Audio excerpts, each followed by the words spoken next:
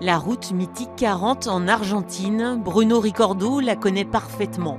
Cet organisateur vient de réaliser un projet fou avec son équipe, un nouveau raid de 5000 km le long de la cordillère des Andes avec des véhicules électriques.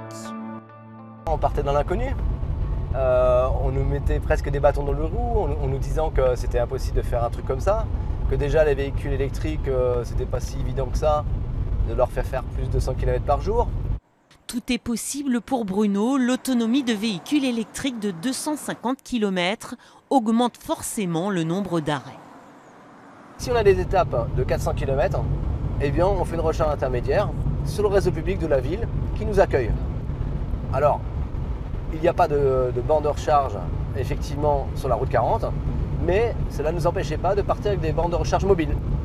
Une organisation avec une assistance sans faille pour que le client vive de belles découvertes. On avait les condors qui nous passaient au-dessus, on avait les lamas, enfin ce sont plutôt les guanacos qu'on rencontre en Patagonie, c'est une espèce de lama, qui était au bord de la route, et finalement ils nous entendaient à peine arriver parce qu'on était silencieux avec nos véhicules électriques.